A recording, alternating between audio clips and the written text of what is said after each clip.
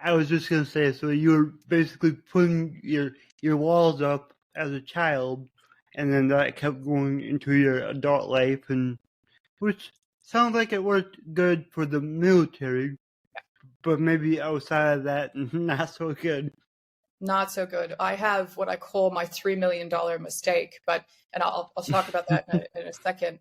But I didn't recognize any of this. I knew something was wrong in my 20s and when I was going through this, but I was constantly on the go. And I had enough friends around me. Hello, everyone. Welcome to the Infinite Ability Podcast.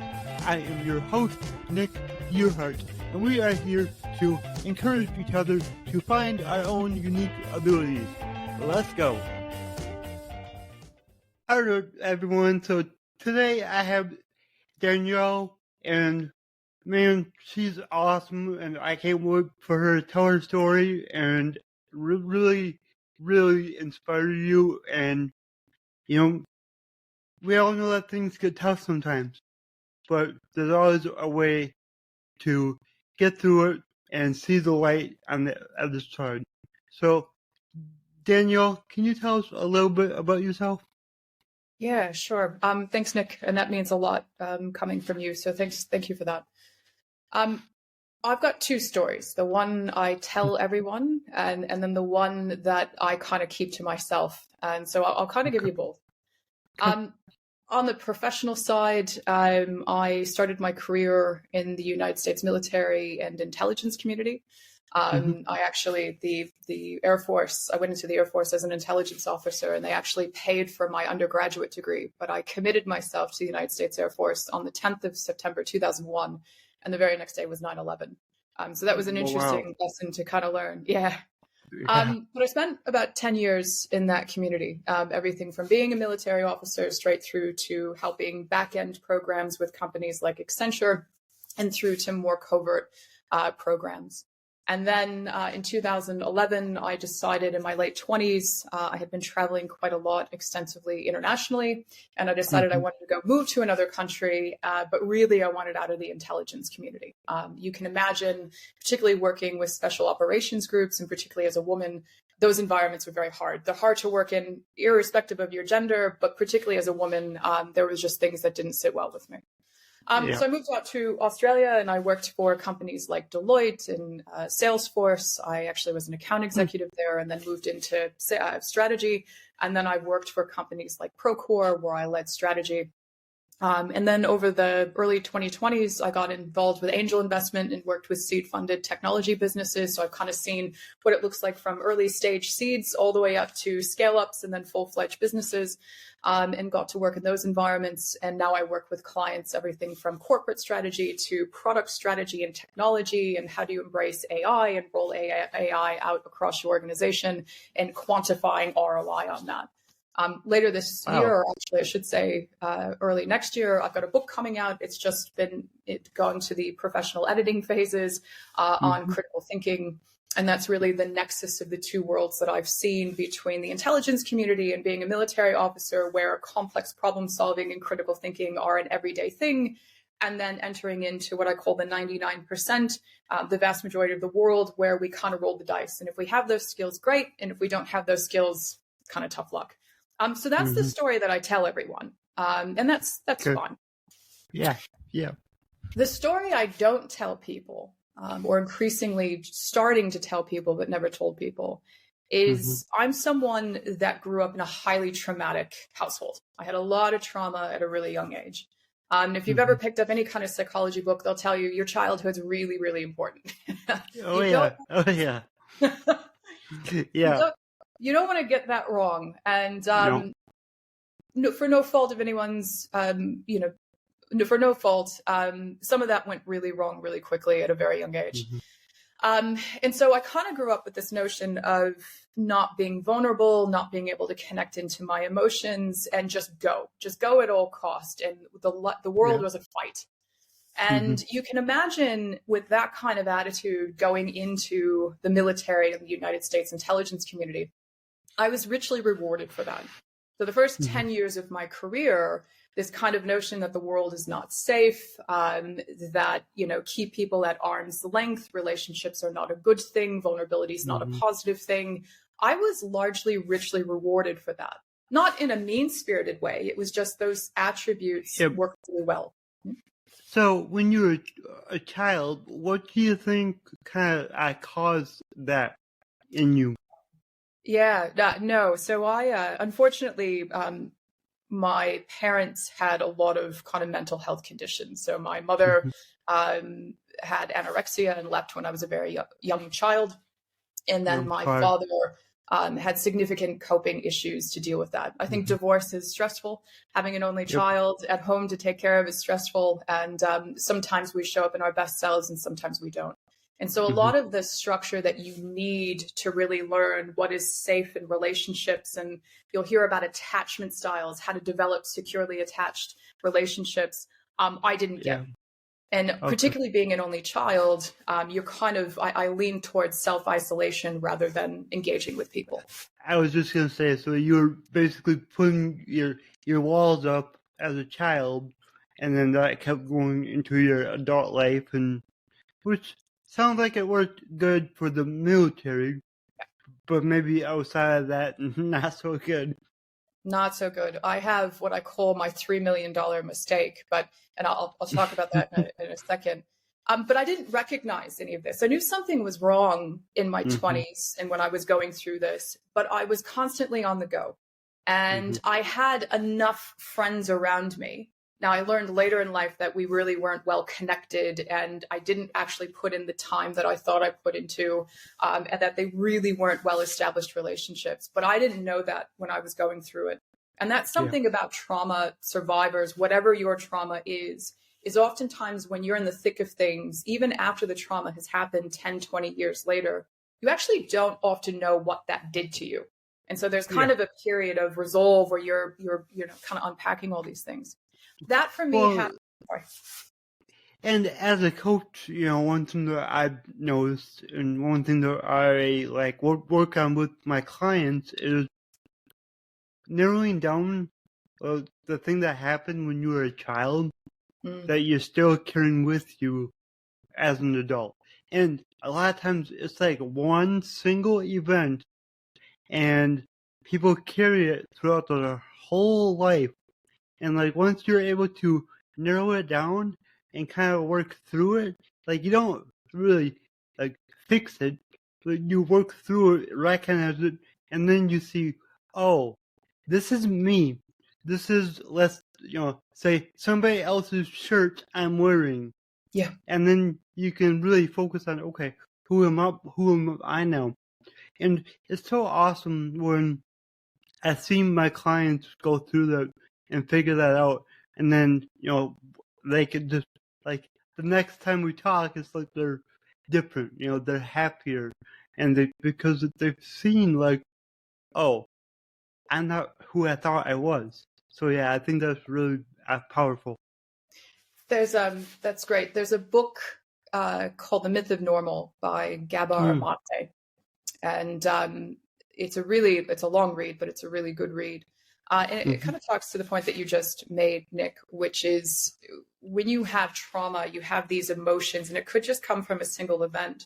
But when that event happens, and I sound like a therapist, and I'm not, but basically what happens is you disassociate from it because your brain goes, ooh, this is too painful to feel. I don't want to feel this. So I'm going to distance myself from it. And that's a really positive thing because that keeps you sane and it keeps you safe. But as you just said, and this is a really important point and something that Gabor makes in his book, which is that emotion doesn't go away. It stores in your central nervous system. And if you don't confront that and actually feel and process that emotion, it can really wreak havoc in your life and cause a lot of problems. Yep, exactly. But I moved to Australia, and I actually gave this speech not too long ago.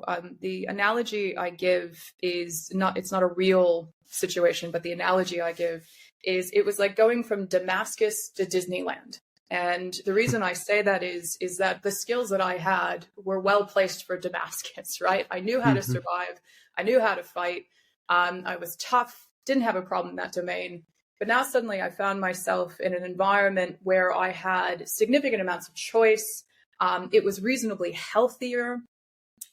People were much more in tune with their emotions, probably a bit more emotionally volatile than the military environment. There were probably a bit more egos to deal with. But also there was just this sense of what it was to be healthy. And oftentimes I think we forget that you equally need skills to live and choose to live in a healthy environment. And I didn't realize that I lacked those. And now I was presented with that in very real time. And then in addition to that, the way that I was living my life, this kind of get up and fight another day and just keep going. Basically, I was running away from myself and I couldn't do it anymore. And I went into a really deep depression for a few years. I call it the dark night of the soul, because that's really what it felt like. And it wasn't until probably 3 or 4 years where I basically sat and went, moving to Australia from the United States was the worst decision I've made. I've ruined my life. You screwed things up again, this kind of really negative self-talk. And then I got employed at Salesforce, and it gave me something professionally I could focus on. So I was always one of those people that I was lucky that I was high functioning, or I thought I was high functioning at work. So I can show up, I can learn, I can intellectually do what I need to do, and then I can be an absolute mess when I get home. And that was effectively my life for another few years. But as I started getting into the environment of Salesforce and working in sales, interpersonal relationships were obviously extremely important. And I kept struggling there. And ultimately, when I went over to the company called Procore, which at the time it was a pre-IPO software company, Santa Barbara-based construction software company that was really hot at the time and growing quite significantly globally. And I had a great opportunity to run sales strategy across the Asia Pacific realm. And one of my mentors at Salesforce, who had hired me at Salesforce, created a role and a position for me at Procore. So it was a really big honor. And when I got into that company, I ended up building an international expansion framework for how to look at varying economic levels or socioeconomic levels across countries, and then how to prioritize entry into those countries, and then what that also meant from entry all the way through to your product market fit. So really how to prioritize what countries you enter into, what, why, and what was a good fit versus not. And that was awesome. Intellectually, I loved that job. And one day, my mentor, who I trusted and still trust implicitly, a really good guy, somebody from a perspective of emotional intelligence and connecting in with his emotions, is very talented at it. And he's been very successful subsequently because of it. And he sat me down and said, we would make you the VP of International Strategy today from Australia for the entire business. We think intellectually you have that skill set far better than anyone in the business. And that's a really great thing, right? Tap yourself on the shoulder and go, success. But we're not going to. And the reason we're not going to is because no one can connect into you. You're kind of a wall. Everyone knows you're really smart, but no one really understands who you are. Because I understand who you are, but nobody else does. And that's not good enough. And that's a really hard message to hear. Yeah. Oh, yeah. Like that. Like, it's like, why would he even come to you to tell you that? But then in the same sense, I have a feeling that because he did, it helped you in the end. So let's hear more of this. Yes, absolutely. So I was living in Sydney at the time, and there was a really great park in North Sydney that I used to like to walk in because it had great trees, and I could reflect. And I went for a walk because I needed to go for a walk. Now, the really important piece of this is that it was pre-IPO. So I had shares that totaled about $1 million. And had I gotten that promotion, there would have been more shares that would have probably totaled out about $3 million. So I call this my $3 million mistake. Yeah. That's life-changing money. That's not a small thing. Yep. And I went for a walk, and I realized that I thought I was compartmentalizing. I thought this whole kind of broken aspect of where I came from and what I was trying to process personally, I thought it stayed at home, and it didn't.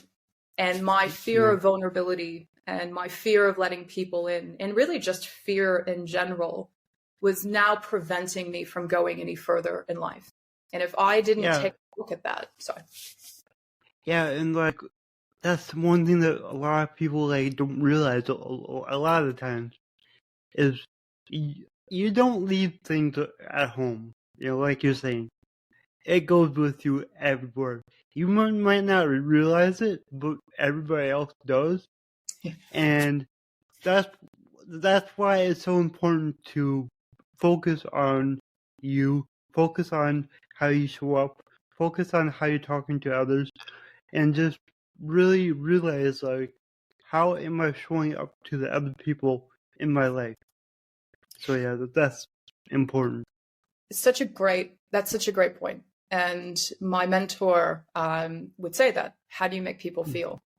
What people don't realize, and I'm not vindicating this, by the way, I often see posts on toxic work environments and toxic people. Let me be really clear. If someone is operating in a bad way, being toxic, making you feel badly, you've got to create boundaries and separate yourself from that. Nobody should save anybody else. We're all responsible for ourselves. Exactly. However, when you see someone or an environment that's toxic, recognize apply a little bit of empathy and recognize that people don't operate that way unless they're in pain. That doesn't mean you need to fix it. Yeah, it doesn't need you don't need to fix it. You don't have to embrace them, but don't be cruel to them. And I had instances where people would misread me and go, "Oh, Danielle's arrogant." Well, I wasn't arrogant. I just wasn't connected with myself. And I was operating from a place of fear. That doesn't mean you come and embrace me and try to save me. I have to save myself. But a bit of compassion goes a lot further than meeting that person with hostility. It does. I agree. And yeah, we never know what other people are going through.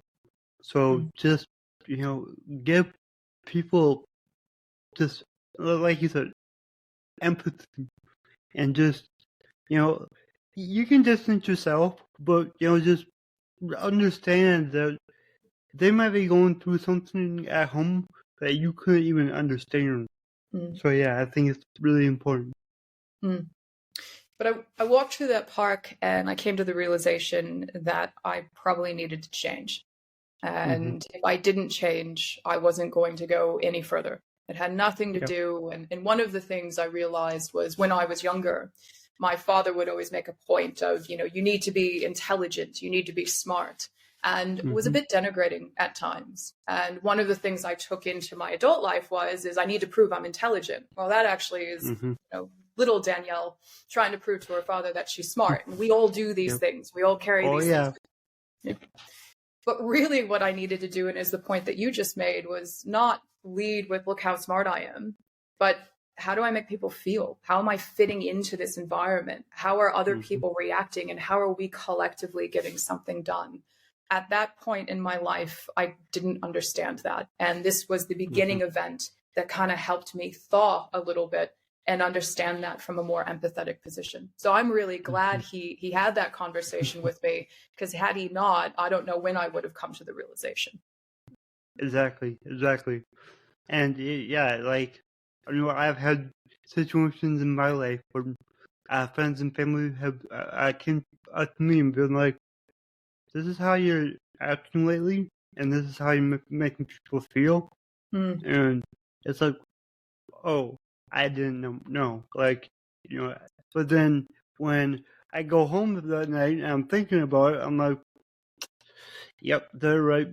I gotta work on this, So yeah, it's awesome. I think it's important to understand, and there's a good book called Mindset, which talks about the whole notion of growth mindset versus fixed mindset. And we all fall. It's a good book. It is, yeah. I fall into a fixed mindset from time to time, and I realize when I'm in a fixed mindset, I'm never happy. Right? It's always my ego going, no, I'm entitled to this. And it's not until I drop that and go, nah, you're kind of being difficult, or you didn't really see that person's perspective. I also feel a lot better, right? Not only do I grow, but actually as a human being, I drop that hostility and that resistance, and I'm a bit more flowing and a bit happier in that. Yep, exactly. But sorry, go ahead. Yeah. No, you go ahead. So after that, I was with the company for probably another 6 or 7 months, and then left. I was living in Sydney at the time. I moved down to Melbourne, and I was going to get a master's. I was going to work on a master's thesis, and COVID hit. And in Melbourne, we were shut down. Probably I think it is actually the longest standing lockdown of any city in the world. We were locked down for effectively 2 years, which wasn't great. I heard that. Yeah, that wasn't great, I'll be honest. But what ended up happening is sometimes in life you don't get what you want, but you get what you need. And I ended up going into a company that wasn't really a great fit for me. Where Procore, I got to do these really great kind of intellectual strategic exercises in data. This company that I went into was more people leadership and probably not my domain. And I hate to say that because that's kind of deemed negative, but sometimes people taking a look at what their skill sets are and what they want, I'm not the best people leader. I'm a good thought leader, but not the best people leader. But I found myself in this role, and I ended up as part of the company's kind of modus operandi, its MO, was all about human-centeredness, which was, if you think about it, how incredibly interesting I end up in an environment that's all about human-centeredness. And ended up working with an organizational psychologist for a few years, and who actually ended up becoming my personal therapist. And what she did was she was able to kind of get through to me. And we ended up doing an exercise on CliftonStrengths. And I'm a data person. I have to understand the why. So if you show me the why, I'm not really emotionally invested in why or what or where. I can understand something and rationalize it by the why. And we did this exercise across the company where we saw all of our strengths. And then they were charted up on a kind of a webbed graph. And I could begin to understand and see this real time that while I have a certain level of strengths, somebody else's strengths that are very different from mine fundamentally sees the world differently. And while that makes sense, for the first time, it actually clicked. The penny dropped for me. I could see it real time. And then having the opportunity to work in an environment that was about kind of embracing differences and working with this organizational psychologist for a few years, it really softened me. And I still have a lot of work to do in that department, but it really gave me insight into how do you make other people feel, because people are seeing the world fundamentally differently than how you see the world. You know, you have to embrace that and really remember that. And that's been an incredible skill that I'm grateful that I have. Yeah, I really like that you talk about, understanding that other people see the world differently. And I resonate with that from my own personal experiences, actually. So, years ago, before I got into self-development and all that, my mindset, the way I looked at the world was very dark, very negative.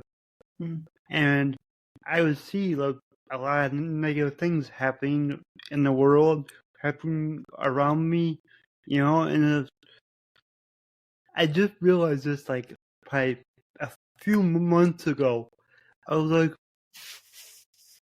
the world I live in now is a whole lot different than it was 3, 4 years ago.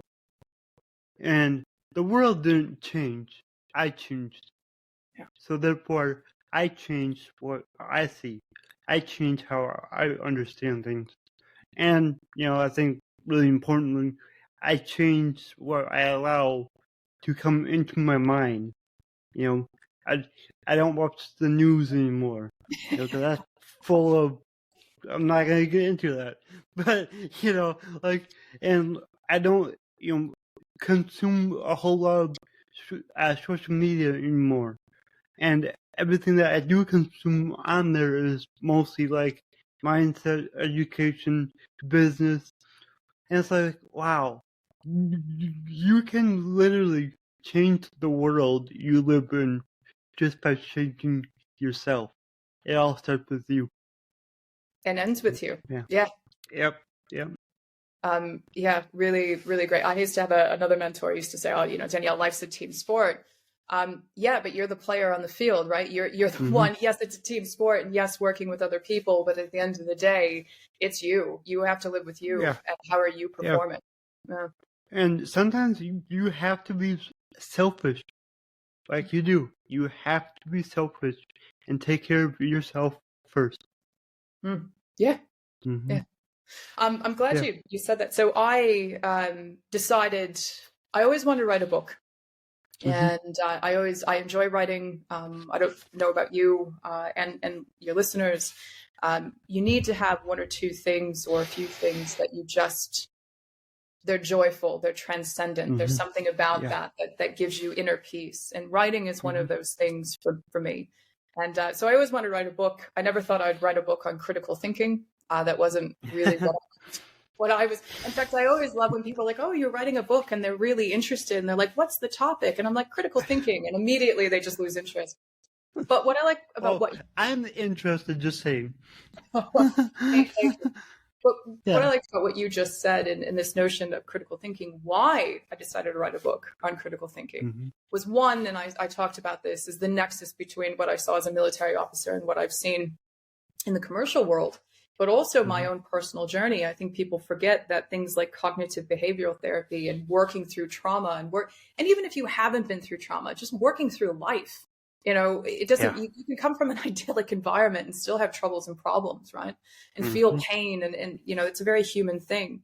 Critical thinking is at the basis of all that. So everything that you just outlined, which is I changed my perspective, I changed my internal world, I made changes to what I was consuming. I no longer watch the news, right? Because I'm with you. I'm with you, mate. I don't watch it either. I don't engage with kind of mindless scrolling on social media. Why? Because that doesn't make me feel good. And I'm going to make a change in something different. That's actually a critical thinking process that it used. And what I get a little bit nervous of, particularly because right now I'm at the precipice of working with organizations on embracing artificial intelligence and this whole notion of, it's a little bit hyperbolic, but this whole notion of where AI is going. If we don't gain a grasp on what it is to be human, and how we make decisions and how we connect in with ourselves and use things purposefully rather than they using us or as status symbols, we're going to be in a real pickle with artificial intelligence. And there are some people that believe, oh, well, AI and particularly generative AI is helping with critical thinking. And in some respects it is, right? It fills out a blank piece of paper and it elevates the thought process. And from that elevation, you can make different decisions. But what happens when generative AI and other forms of AI begin to evolve where you can take what it's saying for granted and you don't have to check things and we begin to lose ourselves? What happens with humanity? And so this whole notion of writing a book on critical thinking is not an academic exercise or how do you perform better at work, while some of those things might be true. It's actually how do you check in and really be more human? And it's a really human required skill. Yeah, that's, like with everything going on with AI, it is scary. And I agree with you 100%. We have to realize, like, what makes us human and, be aware. Because, AI is, the way it's going, it's going to help a lot, but it could also hurt a lot too. So there was a really it was a meme, but it was brilliant and funny all in one. And I won't get it directly correct, but basically what the person said is I want artificial intelligence to do my house chores so I can write and play music. I don't want my artificial intelligence to write and play music so I can do my house chores. And it's funny, but actually it's quite deep, because what the person's saying is don't take my humanity away from me. Make my life simpler, absolutely. Yep. But actually, what does it mean to be me? Because I enjoy doing those things. Yep. And I use AI daily. Like it helps me a lot, and I use it a lot for, ideas or, for my social media, give me ideas for a description to write, and then you tweak it, make it your own, and it's very helpful. It really is. So I love AI. It helped me a ton, especially with my disability, it really helps a lot with that, because now I don't have to type so much or write so much, So it's definitely, there's a lot of good. Yeah. But we all know, like, we can see what could have happened, so yeah. There was a study done early 2000s. So my undergraduate, I studied international relations and philosophy. I went to Penn State. And one of the things, and I don't know why the study still sticks with me, but one of the things we studied in school was this notion of the internet coming on board, right? So this was 2000. The internet came alive in 93. So it was just kind of taking shape. And it had to do with political, talk about not watching the news, and I don't want to make this political, but it actually had to do with political alignment. So oftentimes you'll see people that, for instance, they might actually be more blue collar workers and aligned to one political party, but because of religious beliefs or family influence, they'll align to another one that actually goes against their voting interest. And what the hypothesis is when the internet came about, that people would become more educated on the issues and more aligned to their respective political parties. And what they actually ended up finding is the people that were motivated to look into issues did. The people that weren't motivated, that still had this notion of, no, this is an emotional decision, I'm going to go over here, it's religious, it's family, whatever it may be, actually didn't actually look further into, didn't use the internet. And now you've got these notions of algorithms which further amplify these viewpoints, which is where polarized ideas are coming from. The reason why I say that is, and I loved what you just said, which is, hey, I use AI every day. It helps me, right? And it helps me quite significantly. And I get that. I use it at work. It helps condense the time that I need to research something. I can have a conversation and educate myself on it. It absolutely has its purpose. But like that study that I just outlined, there's also a danger in it. And as you noted, right, at what point in time do people stop using it as a tool purposefully with intention, and the tool becomes either something that you're just mindlessly accepting and part of the algorithm of our lives, and kind of further goes into this amplification of polarization and all these other things that can happen. So the whole purpose of the book is not to downplay technology, though some of my friends and colleagues give me a hard time. It's not to do that. But it's basically to put the human back in the driver's seat and say, these things are of purpose to you. They don't define you. Yeah, I like that. And it's going to be, like, I feel like the next 2-3 years, it's going to be very important for people to, not get consumed by AI. Because it's going places that we've never thought of. But it's important, like, use it, just don't let it use you. You know what I mean? Like, don't let it take control of your business, your life, everything. You gotta give the human touch to everything, Yeah. Otherwise, you're not authentically you. And, like, for me and my business, like, I want people to know, like, you can reach me. Like, I'm making my videos. AI isn't making my videos yet. But, like, I don't want AI to make my videos. I want to do that because that's me, and my videos are important. So, yeah, I hope people are smart with AI.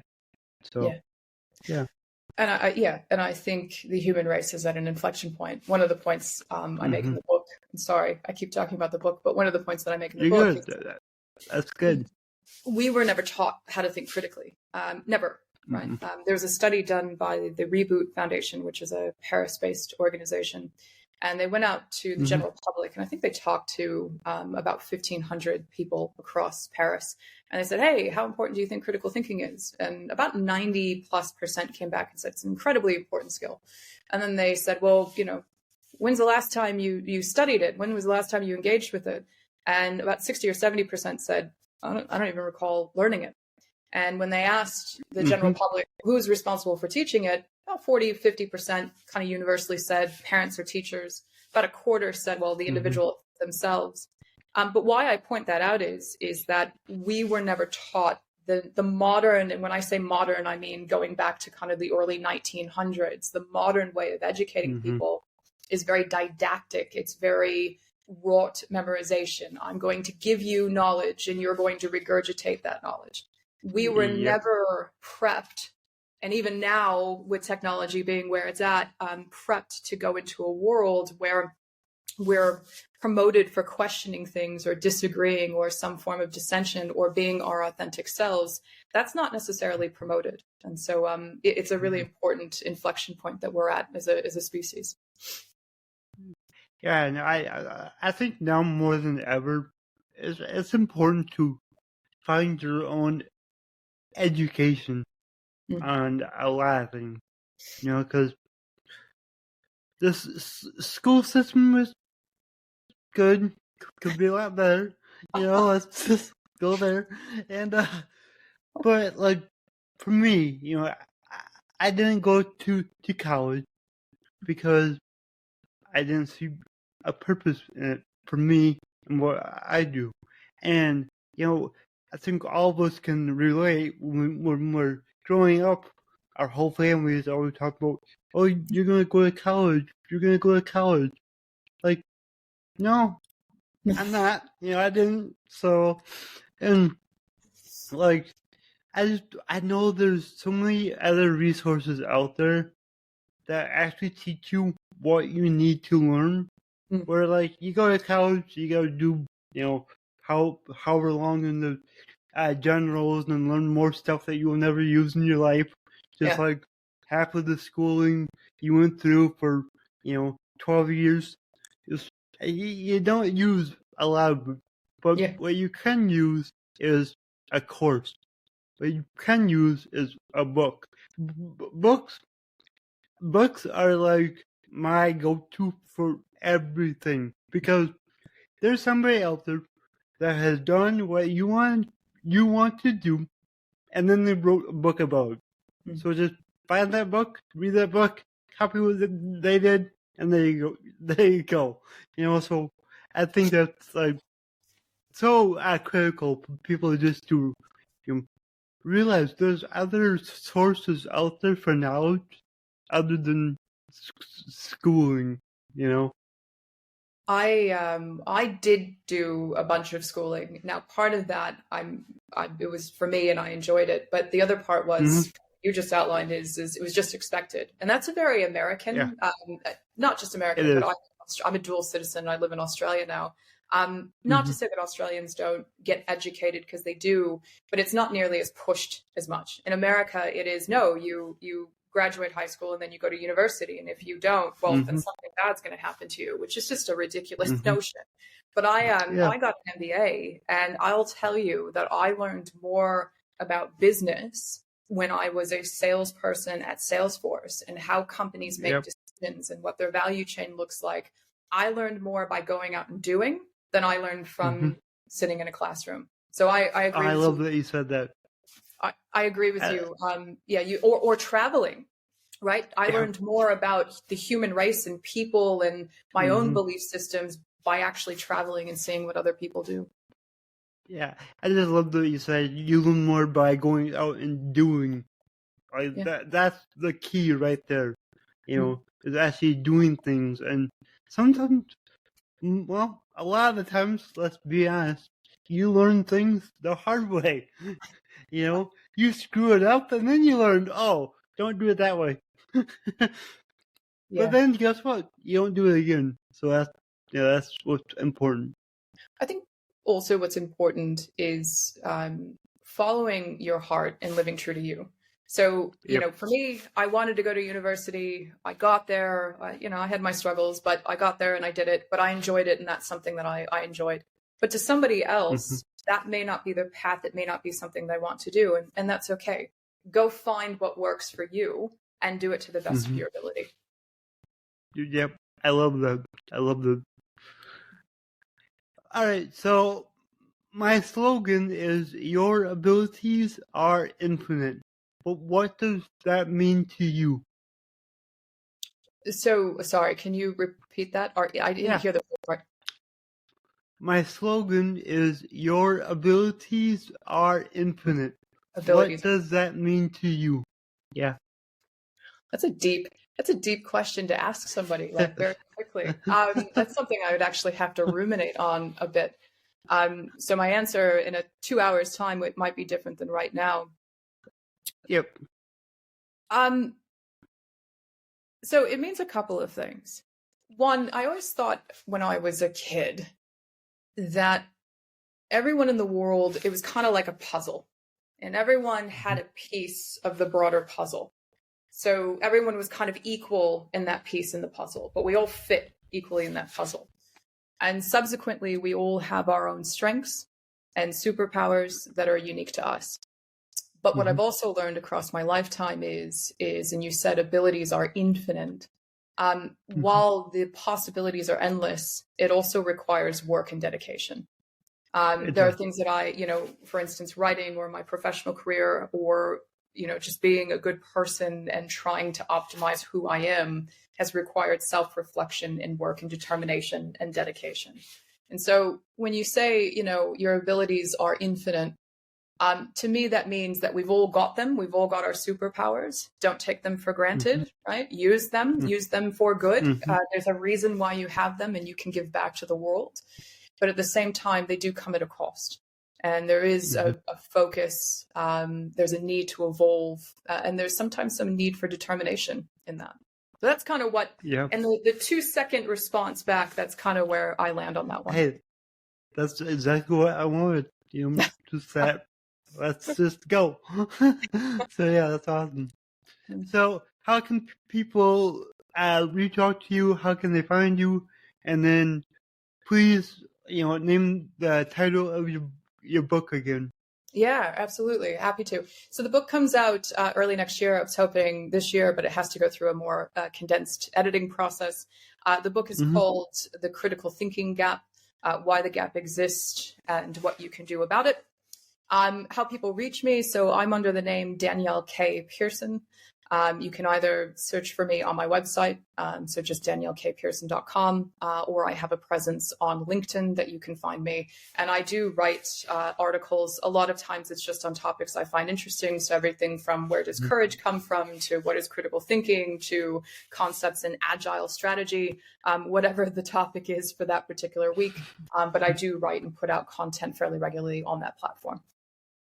Awesome. And I good to know, because I gotta go check it out. So, all right, this has been just amazing. Thank you so much. Thanks for having me. Really appreciate it. If you enjoyed this show, please go ahead and share it on your Instagram story and tag me here, the Nick Yerhart. Also, go ahead and share it anywhere else that you see fit, because the only way that I can grow this is by you guys sharing it. I don't sell anything on here. I don't have any sponsors. So let's just get it out there by word of mouth and help more people. Alright, everyone. Remember, your abilities are infinite.